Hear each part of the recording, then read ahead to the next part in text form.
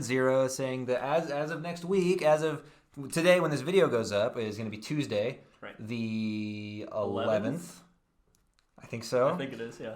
We were going to get through chapter 5 of this book, and we're going to get through a similar amount of reading again and again and again for the next 11 weeks until we're done with the whole thing. Yep. So yeah, we just got started on it, and we're gonna book club now. We've done the reading. Now it's time to discuss. We discuss. Unfortunately, John and I are both a little bit on the sick side. John has had a cold for like almost a week now. And I think I just kind of started getting it. I actually stayed home from work today, which is why you're gonna have to excuse my casual state of attire. Next to my business casual state of attire. That's right. I actually felt more or less fine. I was like congested, coughing and sneezing in the morning. Yeah. But then despite that right there, I felt pretty much great throughout the day. I wish I had gone into work, but... That was like the most, anybody could accuse that of being a staged cough. It was like one very quiet... Well, I don't know if I had the cough, but it was like my throat felt it, Yeah. It wanted to. Okay, either way, let's talk book. All right. So, let's get this show on the road. It might be nice to actually have the book so we can remember, individual things. We can go look it up. So it's weird because it starts with a prelude, and then... There's also a prologue. Yeah, that was interesting. Let's not just describe what happens. First, I want to get your general feeling. Okay, sure. So in case you missed the first episode, a little bit of discussion we had. I have read the first 3 books in the series before. The 4th one comes out in November, so we're going to read through the first 3 before the 4th one comes out. As of today, actually, the 4th book was officially named, today being yesterday, Monday the 10th, and it is called The Rhythm of War, which sounds pretty cool. Yeah, they all have and I'm not names. positive the word "the" was part of it, but I think it was. It should be. Yeah. So that's neat. Either way, I read all these books. John has started the first book, so he's actually already read the stuff we're going to be discussing today sometime in the past. Yeah. I, however, was never completely focused on the books when I read them the first time. I listened to them as audiobooks, which I'm doing again this time around. I'm catching a lot of details that went past me the first time, either because I was, I wasn't fully paying attention because I was driving or whatever. And I'm actually reading the physical books. I've listened to audiobooks, but I don't know. For this, I wanted to read them for some reason. I don't really know why. And so Sam will be able to correct me on all of the pronunciations in the book because Brandon Sanderson has a theme of making very weird names for everything. Yeah, and I'm excited for you to actually tell me about some of the spellings because there's some of them where I'm very curious. Oh yeah, I was taking some notes as I listened, right? Yeah. And there are some names where I do not know how to write them down because I swear they're either pronounced a little bit differently multiple times. There's a really good one for that because I have no idea how to pronounce it because it's spelled super weird. Okay, cool. Right, well, we can come together on that stuff. Yep. All right, so I guess this being kind of your first read through that will end. Right. What do you think of the book so far? I know my feelings on it. Yeah, even when I read through it the first time, Brandon Sanderson is very good at just drawing you into things. He's pretty fast paced in general, which is funny for how long his books are. Yeah. But it's almost never boring. You always have a sense of what a character's motivation is, and you see them trying in a variety of ways to achieve that. Yeah. But anyway, so he's doing that in this, and we're introduced to 2 who I presume will be main characters, right? In kind of different storylines or whatever. And both of them I was like, oh yeah, this person seems great. He's really good at setting up their personality really quick. Just so you get an idea and then kind of a sense of what they're going for right away. But not in a shove it down your throat way, Yeah, the way Brandon Sanderson has written this book, and I think the way he writes many of his books, is where each chapter will sort of follow a different specific character, right? Mm-hmm. So even if there are 2 main characters in the same chapter, you'll be sort of getting all the information from one of their perspectives or the other. Right. So the main characters that from which we saw perspectives. Let me just Kaladin, surely. It's just Kaladin. Kaladin, spot on, nailed it. Shallan, yeah. All right, easy. All right, 2 for 2. All right, not bad. Well, so Kaladin and Shallan are sort of main characters that we've seen so far, but there were a few others. Actually, I'm gonna have to pull up some notes. Oh, sure. To remember some of the character names from other parts of the... Yeah, let me grab that really quick. So the Prelude. All right, Prelude. So it's from the perspective of this guy called Kalak, right? Yep. And it sounds like he talks to this guy called Yezrian. They discuss that they're both heralds, right? And they've been apparently in this cycle of endless torture while like briefly jumping out of torture to fight off these desolations. The prelude seems to be starting just at the end of one of these desolations, where it sounds like aliens or something attack. Was it Voidbringers? Is that the thing they were fighting? Voidbringers, I guess. Maybe it talks about like there was some big stony, like long-limbed bone corpse with like red and orange and violet blood and all sorts of stuff. It sounded it's like demons or aliens or something. Something real bad are attacking. And Kalak and Yezrian, and I think they named some of the other heralds as well. Probably. This group of 10 heralds has been living through this cycle of fighting off these desolations, sometimes dying. And if they die during the desolation, they get sent back to the horrible torture dimension. Yep. And if they live, they willfully choose to go back to the horrible torture dimension because they all participated in this thing called the Oath Pact, which is, I guess, stopping the world from ending. Yeah. Or something. It sounds like they're all really cool dudes from the past who all willfully took this on, right? But to save everyone. But it's going to be too much. They've been getting tortured a long time. Yeah. So they say, man, we're breaking in this particular desolation. It just so happens that only one of us, Town, that sounds right, died. So he's already been sent back to the horrible torture dimension. Bummer for Town. But the rest of us, we could just kind of skedaddle, and maybe we'll tell everybody that we didn't go back because it's not a big deal, guys. There aren't any more desolations. We're donezo. Everyone can sleep easy, and if a desolation does come in the distant future, that was something else. Whoopsie daisy. We don't know how that happened. Yeah. Okay, so that's the kind of the prelude. Is they leave their super powerful swords in a big ring, 9 of them. Yep. And they outski. Right. And that's all the day. And then 4,500 years pass. And then we get the prologue. And that's from the perspective of Szeth, son Villano. Right. Who is cool, but also kind of a Yeah? Well, yeah, I guess so. All the time. Well, here's the thing. Do you think that he likes killing or not? No, I don't think so. I mean, I think that he doesn't like... I think he likes using, like, the magic system and all that, but, like, he doesn't like the fact that he doesn't really... He's just kind of like an errand boy. But there was a little bit though. There was a little bit where 2 guards came around a corner, and from Szeth Villano, he said finally, and then he killed them both. Right? Yeah. So he's always talking about how like I don't like having to do this. He says he's a truthless, which makes him sound like some sort of heathen or something. Yeah, it does. He says he has to walk on stone, which he hates, and he has to kill people, which he hates. Sure. But then he's like very good and kind of into it. I don't know. This is interesting between the audio, because when I read finally, I was just thinking he was like, oh, finally somebody noticed that this was happening. Because maybe. Because the person that tasked him with this did want him to be seen doing it. Yeah, they wanted him to be seen. All right. In case you need a refresher, Szeth Villano is some Shin guy. That's a country from far away. It sounds like people think the Shan are pretty chill or whatever. Yeah. Too crazy. And he has been hired by, we find out partway through the chapter, the Parshendi, right? To dress in white, to be seen, and to kill King Gavilar, the king of the Alethi, which is kind of like the major kingdom where the story takes place, at least at the beginning here. At this like party where there's a peace treaty going on between Alethi and Parshendi. That's correct. So the Alethi and the Parshendi sign a peace treaty, and then within like an hour, the Parshendi have the Alethi king killed. Right. And everyone is like, what? Why? Yeah. Like, Szeth is like, yeah. I don't get it. I don't question my masters. Right. And even Gavilar, who, spoilers, does die. Even as Gavilar is dying, he's like, that was weird. What? He was like, what he was like, I was expecting this to happen. Yeah, I was expecting you. I know who sent you. It was this name we don't recognize. Yeah. And Szeth was like, oh, no, nope. It was the Parshendi. And Gavilar was like, what? He was like, I have a whole list, and there's like 5 people on there. Are you kidding me? That I would have expected this from, and that was nowhere on there. Yeah, and one of the names he mentioned is the person who might have had him killed was Sadius as well. Oh, really? So that name came up twice in this chapter, even though we never actually like kind of talked to the character. Sure.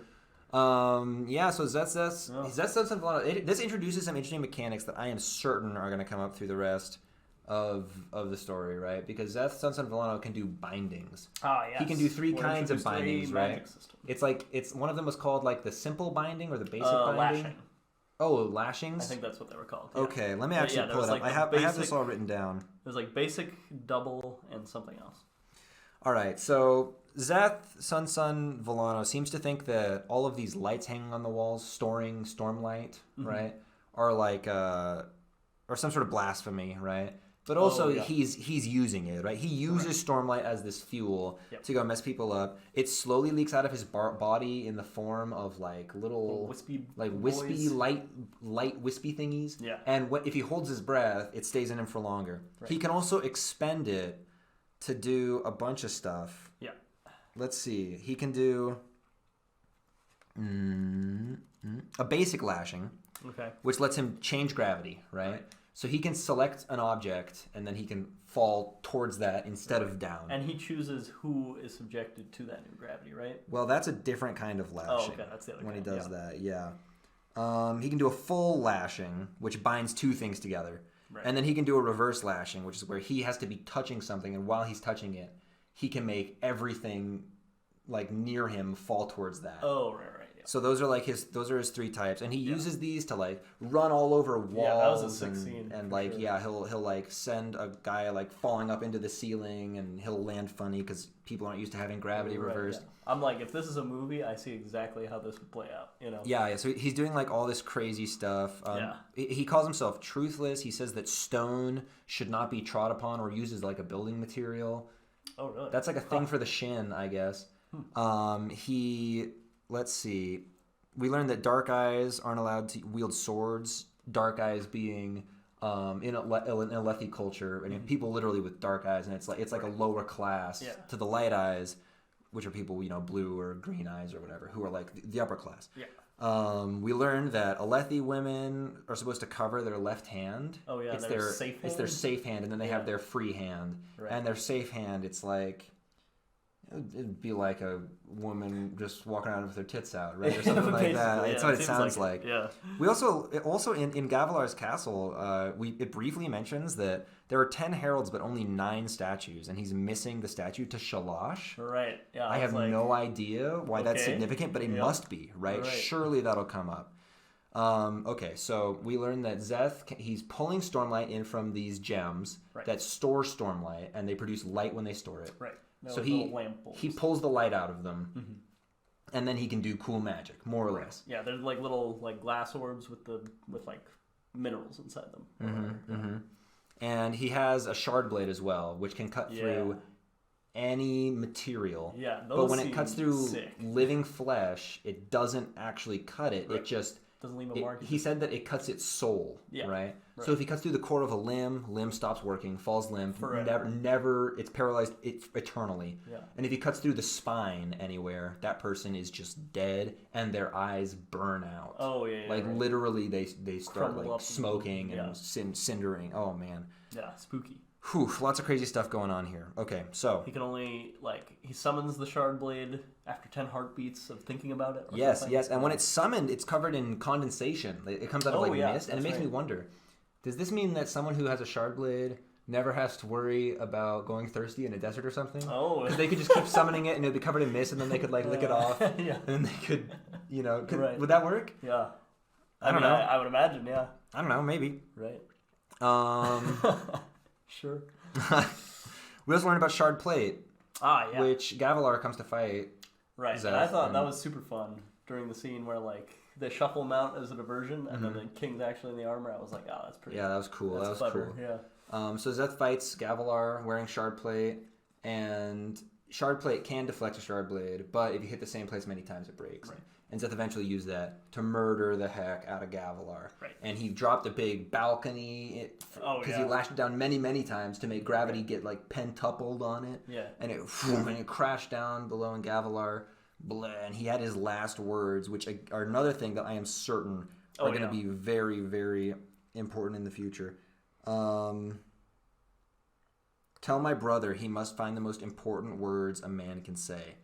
Yes. And then he also gave Zeth a crystalline sphere on a chain, and he said, take this. They must not get it. Yeah. Who is they? Is it one of those 5 people on the list that he mentioned? I don't know. And the people he mentioned, I actually also wrote those names down just in case they came up again. Oh, okay, sure. Istares and Sadius and Thadakar was the first one. Okay. So I guess those 3 people all might want to kill Gavilar, but none of them did. It was the Barshandi. All right, whatever. So now that Gavilar, when he dies, his shard blade just materializes and clatters to the ground next to him. Yep. So you know he's dead, and that's a way of knowing for certain that a shard bearer is dead. Yeah. And we also learned that shard blades are worth a fortune, like a small kingdom, basically. Yeah. And now this one's just sitting down, and he's like, well, I got mine. I'll just leave it here. Yeah, Zeth left it there because he's like, I am already cursed. And he's really edgy. And then, super edgy. And Zeth skedaddled. Yep. Like, all right. Just pops on out of there. Yeah. Now we can start the book. Oh, now that we got that stuff out of the way. I read all this last night. Like these things, that was a lot of background. That's a lot of stuff that I know is going to come in hard later on. But for now, let's focus on our main characters. I think they're going to be, actually, I know they're going to be our main characters because I have already read these. Right. And also in the word counts for the books online that I found, it had like how many chapters came from each character's perspective. Okay. So I can tell you factually that Kaladin and Shallan are like big players. Right. All right. Just, yeah. Makes sense. Yeah. Yeah. So we start out actually not from Kaladin's point of view. We are seeing through the eyes of a kid named Sen. Sen, yeah. Who is in Bright Lord Amarin. I think it's Amarin. Yeah. Whew, remembering names is hard. I should have bolded the names in my notes. Oh, yeah, well, now you know. Easier. Yeah. All right. So Sen is this kid in Bright Lord Amaran's army. Yep. And he's scared out of his mind. Yeah, he's totally new to this. Fresh out of training. He thinks he's gonna die. He got changed squads at the last minute, and luckily for him, he ended up on Kaladin's squad. Yeah. Now Kaladin is a maniac because he's 18. First off, he's like a college freshman, right? Which is horrifying. I remember looking at college freshmen as a college senior, right? And I was thinking, 6'2" and 130 pounds. Yeah, that was nothing. Either way, despite this, his squad in this army has like complete faith in him. They're almost like nonchalant. They're like, there's nothing to worry about. Kaladin's the boss. Kaladin has good luck. He's like the ultimate like leader too. Like, he makes a big point of like how his whole team is like with him the whole way, and and with each other the whole way. And they all have like this confidence and coordination. And he apparently bribes the runners that bring like the wounded off the battlefield to specifically go for his squad. And apparently he used like most of his money on that. Right. And he bought this kid Sen coming onto his team so that he could protect him. And so he was like, I hate to see the youngins, and the squads that won't care. Dalit is this veteran on Kaladin's. Okay. Yeah, that's how they pronounced it. I assumed it was Delay or whatever, or Dale. Oh, okay, yeah. I wrote it down Dlait because that was it's spelled Dalet. Oh, okay. Like ballet or whatever. So, yeah, sure. Yeah. Anyway, Dalit. So Dalit is Dalit's like telling him like, oh yeah, Kaladin's lucky. Yeah, there's nothing to worry about. Yep. And he tells him that Kaladin actually does this somewhat regularly. Like buys just total like young, greenfoots, from other squads. Yeah. Because they remind him of someone. Oh yeah. Right. Yeah. So he or at least that's what Dalit assumes. Yeah. He joins the squad and they tear up the whole battlefield and they're doing great. Right. And then a nobleman is seen, right? An enemy light eye. Big mace dude. And Kaladin is like, oh, I'm taking this guy down. Yeah. And I think that's where that ended, right? No.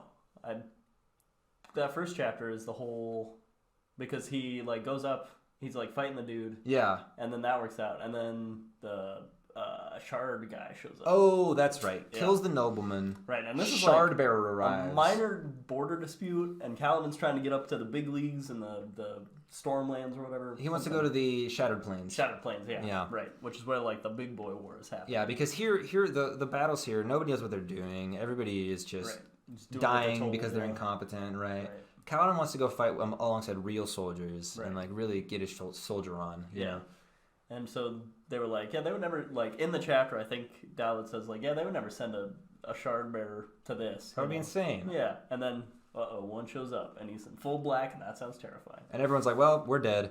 Yep. And then that's the end of that chapter, right? Yes, yeah. Okay. That is where that ends. And we move forwards, and now Kaladin's a slave.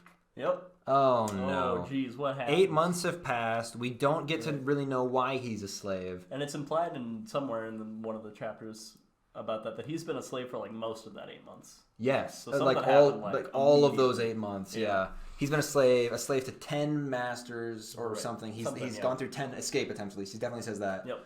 And yeah, he's a slave now. He's in a wagon, Right. which has Slap. it's like this interesting like cage thing with walls that fold up on the sides Yeah. because and it says right when they describe it that that's not to keep the slaves in. Right. That's to keep the storm out. Yeah. Because these horrible storms come along that just like kill people. They're like so strong, and apparently they're pretty regular, right?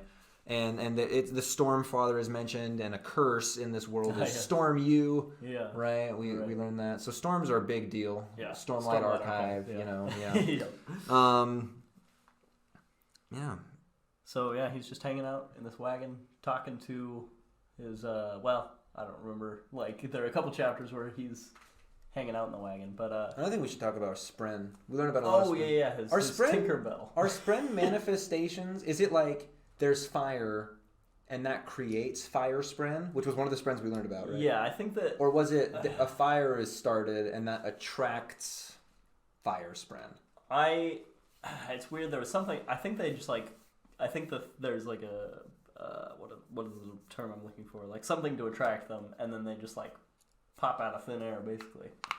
They do pop out of thin air? That's my guess. Because we got wind Spren, fear Spren, hunger fire Spren, hunger Spren, pain Spren. Spren for anything. We got all sorts of Spren. They're all these little like fairies, basically, like floating around the world. Which sounds like really cool, honestly. It does, and I guess that there's. It might get annoying. It sounded like there was a little bit of a hierarchy among Spren. Some are more intelligent than others. Like wind and river were definitely higher up. Yes, those were two of them. So Kaladin says there's a wind Spren following him, and which is not typical. And he says that wind Spren are not that smart. They can like get a couple of words and phrases maybe that they can like repeat. That they've heard, but they're just repeating them like a bird would. Like they don't know the meaning behind them really. Mm-hmm.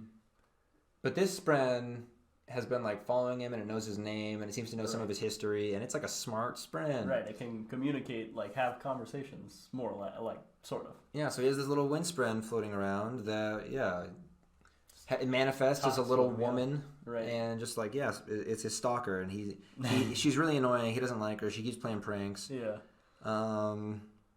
He talks. He has the Shash brand on his forehead, which means dangerous. Mm-hmm. We learned that he can read some glyphs, which is apparently very rare, and also that he has a background in medicine. Yeah. His father apparently drilled enough medicine into his mind that like he just hears another one of the slaves coughing, and he's like, I know exactly how to fix that. Yeah. And we learned that Kaladin, something between these, he went from being like mega soldier who everyone around him relies on him and loves him, right? To just he's now completely given up on life, and he hates the world, and he especially hates the Light Eyes. Yeah, and he was saying like, as you know, when he would think back to his time when stuff was good, he was like, Hope died 8 months ago or whatever. He had like a couple things like that. Honor died 8 months ago or whatever. So he's just whatever happened to get him in this situation, not thrilled about it. Can't really blame him. Yeah. We also get a line from him. Someone is like, "Whoa, what did you do? How did you get thrown in here? I stole some chol, right?" Right. And he's like, "Blah blah blah. I'm edgy. I'm not going to tell you." And the guy's like, "What? Is it because you killed the Light Eyes or something?" And he says, "It's the one I didn't kill. That was the problem." Right. And he's like so edgy, like Edgelord Kaladin is on the case. And he's like, "But that's not even what got me here." Like, he's. And all the other prisoners are like, "He has the dangerous mark. We're just not really gonna mess with him. He really keeps to himself." Also, between chapters, there are these little tidbits. Have you been catching those? Oh, yeah. Mm-hmm. They're like people's... It's what they say before they die. Yeah, they're death rattles. Yeah. The beginning of like the chapters look really neat. You got like this whole thingy. And cool. Yeah, I've never seen this. Yep. So one of them here that I wrote down was 10 orders, almighty shard of my soul. Were two of the things this person said in their death throes. Okay. So... I don't know. Who knows what That's means. Probably important. Yeah. It's probably important. And there's like all of these like death, like final words are being collected as like a scientific way. Like, came from a person like this many seconds before death, and then a brief little tidbit on like, this is particularly notable, or like the reliability questionable. Right. Stuff like that. Yeah. So one was like statement is notable, and I was like, why? Yeah. We also heard the name Tien. Who's that? Somebody. We don't know yet. Okay. All right. It's a person we've heard the name of them. It was one of the people that when Kaladin was going through all the people he had like failed.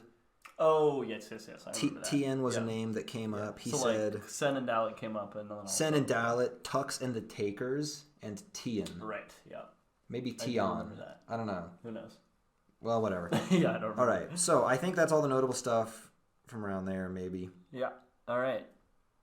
How about Shallan? Yeah. So she was, she's been chasing down this... She's not a...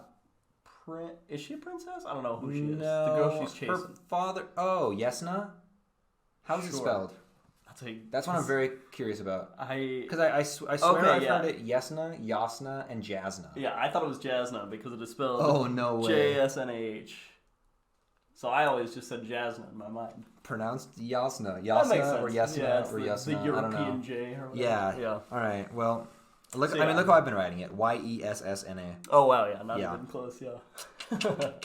So Shallan is chasing after Yasna. Sure.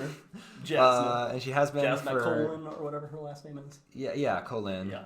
And she has been for 6 months now. Yep. And whenever she arrives in a port, expecting to meet Yasna there, Yasna's already left. Right. Bummer. Yeah. Yeah, what can you do? The reason that she's chasing her is because she wants to be her ward. Ward, yeah. Which is like... an apprentice, but in like a scholarly kind of way? Yes, she wants to be her scholar apprentice. Yeah. For sure. And so Yasna sent a letter to Shallan being like, yeah, sure, meet me here, in the city. Mm-hmm. And then she gets there and she's not there, and then she's been chasing her ever since, and they arrive in a city. They do arrive in a city called... it's Car something? Starts with a K. Carbranth, yeah. And, or Carbranth, if you're pronouncing it the way John did in his mind. Yeah, so shows up there. Turns out Yasna is there. Yep, Yasna's there. So she's like, all right, I'm going to go meet him. And she's like talking to the captain. There's like a fun little back and forth. She's like kind of sassy, but she knows she's not supposed to be sassy. Yeah, she's sassy. She has a tongue that gets her in trouble every now and again. You're right. The idea is that she's this smart, sassy girl. Right. That's her whole thing. Pretty good artist. Good artist, yeah. And she's under the impression that when she finally meets Yasna, her wardship request has already been accepted. Right. Starting right up. However, Yasna has different plans. Bummer. Yeah. So they meet up. We learn a couple of important things about Shallan, I think. Yeah. And we also learn that men aren't allowed to read. Like there are all these things that are considered the feminine arts. Right. Yeah. There's like a separate set of including like handling money and stuff like that men aren't allowed to do, and then there are other things men are allowed to do. Okay. Yeah. And she says she caught the captain, what's his name, Talsbeck, reading. And it was awkward. It made her uncomfortable that he was reading. Right. I thought that was weird. Yeah. Okay. So we learn that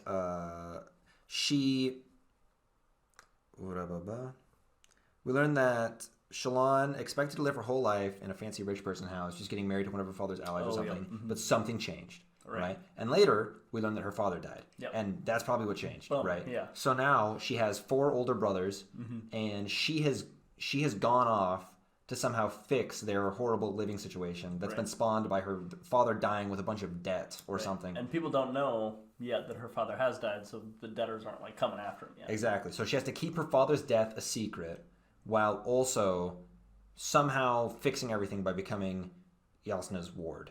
Right. Yeah. Finding some way to pay him off so that her house can stay a house. Mm-hmm. We learned about some of the currency a little bit. That's fun. Oh yeah, cool. Apparently diamond chips are the smallest little denomination. Those are pennies. Yeah. And it goes up through a couple of different gemstones up to emerald, which is the most valuable, I guess, because it can be used by soul casters to create food. Yeah. So now we've learned that gemstones equal magic equal food, apparently. Right. And the money is straight up has stormlight in it. It has stormlight in it. It glows. The money glows just a little bit. Awesome. And you have chips and then marks, which glow with a candle's light. Yeah. And then there's denominations above that, but I don't think they've been named yet. Yeah, I don't think so. Okay, so that's kind of fun. Yeah. That's kind of fun. We learned about that. It's her first time out in the world, so she's kind of innocent, figuring all this stuff out. Right. She has kind of low self-esteem. And what? I think... That might be all the important stuff we learned about her. Yeah, just her getting there, you figuring out her father's dead, and that she's trying to be a ward, and that she's under the impression that that's just gonna happen once she meets up with Yasa. We also learned that people in this Alethi culture have a calling, I guess. Oh, and Shallan is technically Valen, but it sounds like that's really similar to Alethi. Yeah, it sounds like it's like an offshoot or something. Yeah. Okay, so we learned that people have a calling, I guess, and how well they devote themselves to it determines their place in the afterlife. Yeah, right. In this culture, that's like a deal. Okay. A tenet, Yeah.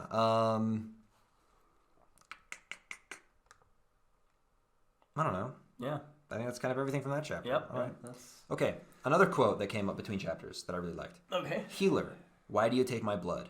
Who is that beside you with his head of lines? I can see a distant sun, dark and cold, shining in a black sky. Yeah, I was like, what? Whoa! What? What is that about? I was like, the Grim Reaper wears a referee jersey as he comes to kill people. Well, it wasn't a referee. It was a head of lines. Face of lines. Yeah, I had to listen to it twice because I was with a head of lies. Yeah. Nope, that was lines. Yeah. That was lines. Yeah, that sounds freaky. Also, we learned that, I guess, seasons are unpredictable. Yeah. But normally they just last a few weeks. Yeah, just really that was like said in passing. Yeah. Sounds very Game of Thronesy. And, okay, now we go back to Kaladin. Right. Yep. He apparently joined Amaran's army at 15. Yeah. And now he's 19 after 8 months of being a slave. Right. He's gone through more stuff in his 19 years of life than I will by the time I've died. So that's that's good. Pretty much. All right. It's always a little bit weird to me when your main characters are this young. I know it's like common, right, in young adult novels. I'm like, when I was 15, I couldn't do anything. Yeah, I was like, even if I were reading this as a 19-year-old, I don't know if I'd be like, oh man, that's how I would be if I was 19. That would be so cool, right? Yeah. If I lived in this world, I'd be like, this guy's too young for this. Yeah, like, that's crazy. Right? Yeah. Yeah, that's kind of interesting. Yeah, because he mentioned, I think I missed it the first time, but he mentions at some point he was 19. I was like, holy, what? Yeah. We also learned that, officially speaking, Kaladin is a slave for desertion. Oh, but that's a lie, and the slavers know it. But what he actually did was a high crime. Right. And it's hard to sell slaves that have committed high crimes. And he's hard enough to sell because he's dangerous. He's got the Shash brand, which means dangerous. Yeah. Yeah. I don't know. That chapter is just kind of more of the spren. Yep. Still a slave hanging out with the spren. High storms come periodically, but not regularly. He said that his dad could normally predict them. Oh, like 8 times out of 9 or something. It was mathematical. Yeah. Somehow. We also learned that Voidbringers apparently come in high storms. That's like a myth that people have. Oh yeah. They don't want to be left. They don't want to be out in high storms because they might get killed by a Voidbringer or something like that. Yeah, that sucks. And then he arrives on the Shattered Plains. That's kind of ironic. Yeah, it's where he wanted. It's where he wanted to go all along. Oh, well, I guess I got here. Yeah. Yeah. Okay. Quick question. Yeah. The slaver, right? That he talks to, that he tears up the map. What is that guy's name? Oh. And what is your spelling of that? Because it's a travesty. Let me tell you. Let me see if I can find it. Because I have no idea. Like, in my mind, I kind of pronounced it away, but I guarantee I bet you $1 million you spelled it wrong. Tavlakov. Okay. I'm feeling a little bad about my $1 million. How did you spell it? Tevlakav.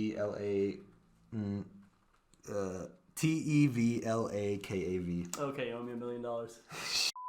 Shit. Way too many vowels up in there. You could just go consonants right next to each other. Tvlakv. Yeah. Tavlakov. Well, the pronunciation makes sense. Yeah, I was like, Tavlak, and I just left the V off. I was like, it doesn't need to be there. Yeah, all right. So, yeah. I don't know, Tavlakov is kind of a cool name. Yeah, no, it's like, I got to use that in a D&D campaign or something. Yeah. Jeez. So Tavlakov is kind of cool, despite being a slave. Right, yeah. Dude, and this is fun because there's a point in this, Kaladin hates the world so much where he's like, Kaladin, will you direct us where to go? He has an accent in the book, audiobook. I don't know if it's actually French. I had a very distinct accent in my mind for him, but I don't remember what it was. I don't remember what it was, despite having just listened to it. Yeah. But he's like, direct us. You know these areas, do you not? You were in the army that traveled these lands.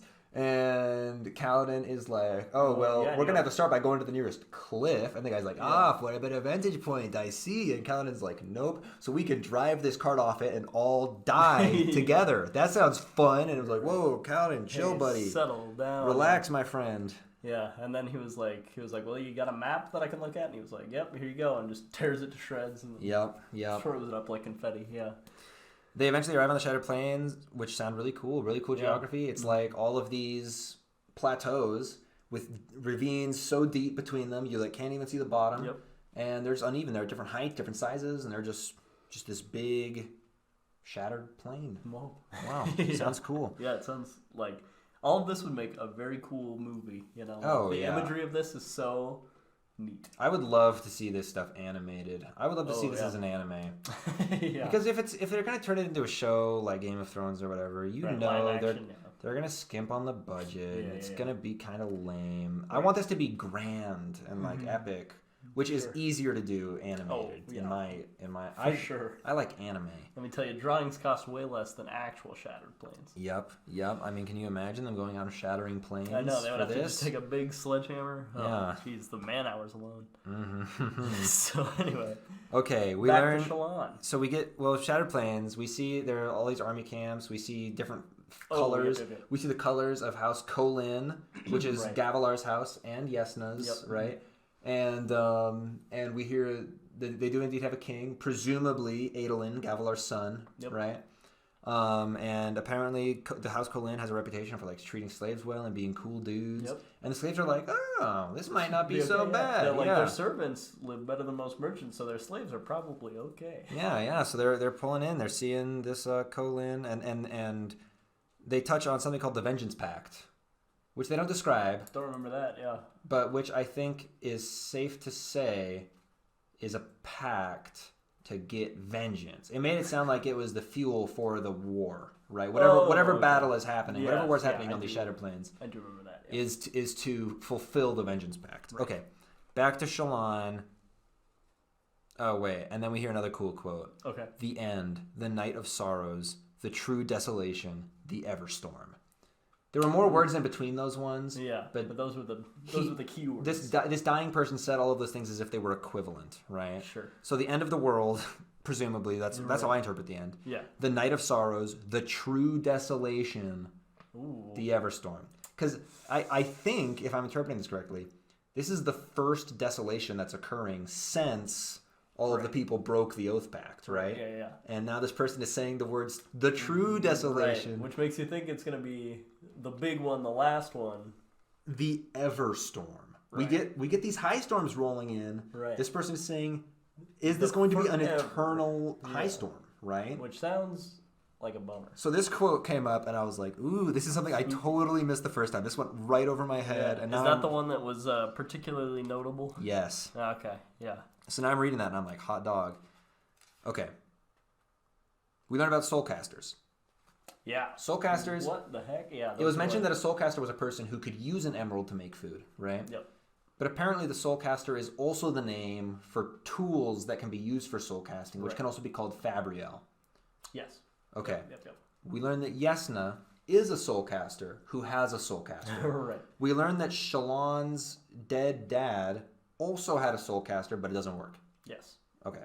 Right. They've got like stones in them, but the stones don't necessarily have stormlight. They're just like a focus or something. I don't know. For May or may some not reason or be related another, to stormlight, for yeah. some reason or another, dad's fabriel doesn't work. I don't think we got exactly why. Yeah.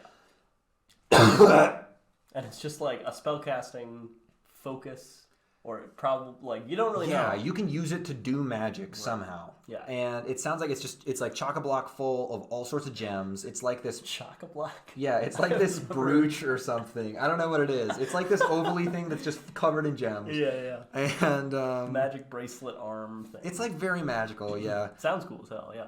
And Yasna uses it to turn a big old boulder into smoke. yeah, because a boulder Rockin'. fell down. Yeah. I guess this castle was like carved into a mountain. Yeah. And a high storm hitting the other side of the mountain caused enough like rumbling and shaking, caused an avalanche and like cave-ins and Inside, stuff. yeah. And like, just to give you even more context on how powerful these storms are, right? To me, that was significant. I was like, oh wow, holy moly. Yeah, no wonder they're digging themselves into mountains to avoid these things. Yeah. So she uses this to turn the thing into smoke, the big rock blocking the way, and it's revealed that 9 out of 10 soulcasters, I think in this case we're talking about the items. It's hard to tell when it means items and people. Right. Can just do little stuff, but 1 out of 10 can turn literally any material thing into literally any other material thing. I'm pretty sure they were talking about the items. So she has one of these like god tier soulcasters. Right. Oh no, it's not blue. Oh god, I was checking on it too. When did it change? Oh god. All right, we're now recording again. All right, sorry we had some technical difficulties there, missed out on the video for a bit, but Whatevs. no big deal. Okay. So she has one of these big deal soul casters that can turn stone into smoke and stuff, and that's cool. Yeah. That's cool. She can just do that. Very baller. Yep. And then we learn about Shallan's plan to steal it. Bum. Apparently that was the deal all along. She came here being Yesna's ward, all a sham. Right. But Shallan, in this chapter, more like Shamlan.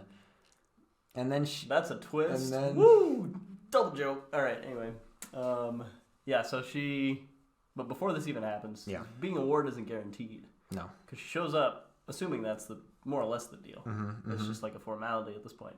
And she's like, all right, well, yeah, let me quiz you. You know, you've like earned the right to like request being a ward or something. Yep. And she's getting tested on all this stuff. And this part was a little bit stressful for me almost. Having done job interviews somewhat recently myself. Right. This sounds terrible. It was like the parts where she was so overly prepared for some stuff, like the art in particular, right? And Yasna was like, oh yeah, I've never had I don't really care about that. Yeah. And then she's getting nailed on stuff like history, which she doesn't know. And I was like, oh, that God. Sucks. It was relatable. And it's like the whole time they're like running down this hallway because they're going to the stone. And she's like, yeah, just come along. We'll do it on the way. Yeah. So she's just quizzing her after she's told her, like, yeah, I've literally done this with a dozen other girls this year. And I clearly don't have a ward, so... Yeah. Never good enough, yeah. And one thing I thought was really funny was it reminded me of like an engineering joke or something. She was like, how would you figure out the weight of the stone or whatever? And she was basically like, I don't know, I'd look it up, ask somebody that knows it, right? Yeah. And she was like, hey, good answer. Why do it yourself? Yeah. So that was pretty funny. Yeah, so in the end... Otherwise, it doesn't go well. In the end, Shallan is like, did I impress her, didn't I? And Yasna's like, you didn't. You're not going to be my ward. Get out of here. And Shallan is like, well, this isn't the end of the world. Yep. Because being the ward was not my end goal. It was stealing the Fabrial. Right. So that might, that's still the plan. Yeah. Still planning on stealing the Fabrial. She'll find a way to do it. And, and we learned one more thing about Shallan. She's got a kind of photographic memory. Twice it said she closed her eyes to seal the moment in her mind or something like that. Mm-hmm. For like a future sketch. I don't know. Will that come up? Who knows? Yeah, so that's... Oh, all right. Kind of general summary. At the start of there, I was like, let's not summarize it. They've read it. But then we did that exactly. And then we summarized it. So we'll see. I might have to edit this down to make it non-boring. Yeah. Targeted for people who just read the book themselves. But right. Yeah, I think I'll probably take some notes next time too, just to have that, like for my own memory. But also, I think as we go along, we can find more like discussion. Yeah, let's just go through some characters right now. I just want to go through some characters and. I want you to rate on a scale from 1 to 10 how cool they are. All right. Kaladin. Ooh, solid 8. I mean, he's pretty edgy, but he's got loads of potential. Little too edgy for me. I think he's like a 6 or 7, dude. All right. Shallan. Shallan, I mean, I don't know, 6 maybe. Like, kind of fun, kind of sassy, but she's really just doesn't have much of a plan. It's just kind of winging it. Yep. Actually, I'm gonna give her even lower than that. 5. Yeah. A little too sassy. All right. So she was like, oh, my thing is that I say clever, mean stuff, and like, sure. And then some of it I was like, well, that's not even that clever. Like, I don't know. All right. Yeah. I'm saying 5 is like just any other character. Just pass them through. Don't give 2 hecks. So you're never gonna give someone a 5 or below? No, I will. Gavilar. Gavilar. Yeah, he's like a 5 or a 4. Like he was a king, and I was like, sure, okay. Oh really? I'm gonna give him like an 8. Oh yeah. Well, the fact that he fought in the shard. He was like he came out of swinging. He was baller as hell. Yeah. If Zeth Falana weren't such a monster who used this like crazy unpredictable magic fighting style, it sounds like Gavilar was really just gonna good. Mess him up. He had a line in there. He was like, a lot of people with shard plate and shard blades just like rely on the strength of their weapons. Oh, but Gavilar clearly has skill, right? And I was like, dang, Gavilar is cool. I was like, I mean, he's a king. He's gotta be. Yeah. Zeth Falana. Oof. He's so back and forth, but his use of the magic was like so crispy. Yeah. I was really into that. 7.5. 8 for me, because even though he's like a flim-flam loser who seems to like hate himself, but whatever, he does the magic so good, and he flies all around and kills people like a spirit on the wind. Yeah, a spooky flying assassin boy. Yeah, he's very cool. All right, the wind spread. Oh, 3. Yeah. Yeah, I mean, like, she's interesting more so than most Spren, but given that most Sprens are a solid, like, 2, right? Yeah. Yeah, maybe 3 as So well. so far it's like, oh, she's sentient. Why is she sentient? And that's like, that's whole my thing. entire opinion on her. Yeah. You know? Yep. Alright. Anyone else? Any other notable... Oh, Yasna. Oh, Yasna. I don't know, like an 8 or a 9. Oh, really? Yeah. Dang, way up there. Yeah. Okay. I was going to say, like, a 6. Because, like, I don't know, just something about those characters who...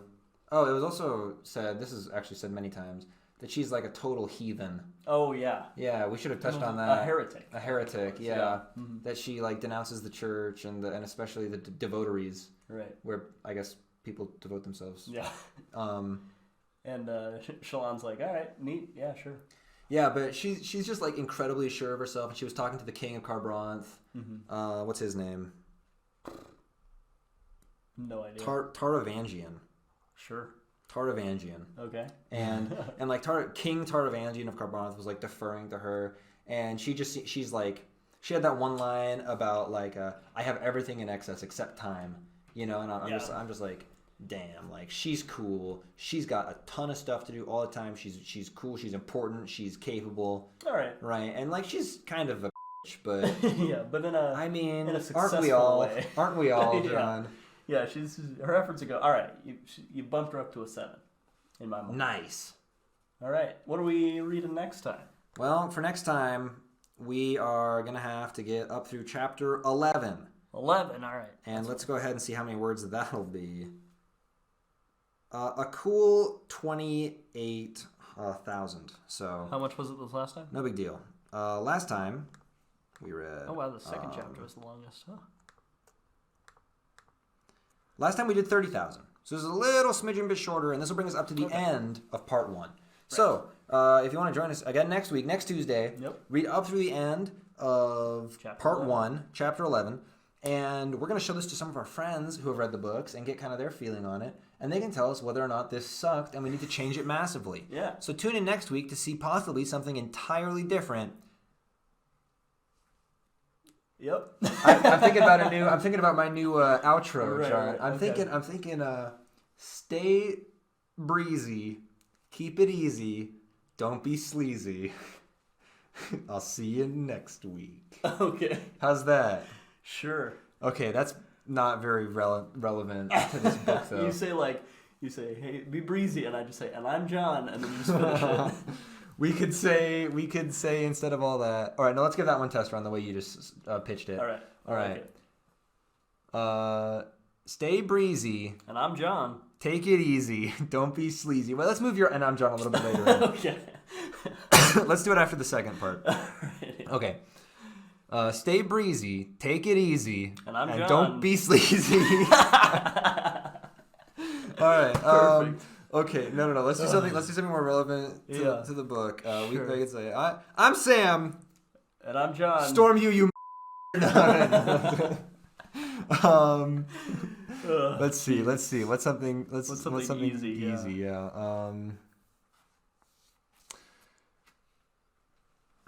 All right. I'm Sam. And I'm John. And all ways lead to kings. Honor died 8 months ago. Bye. See ya. Oh,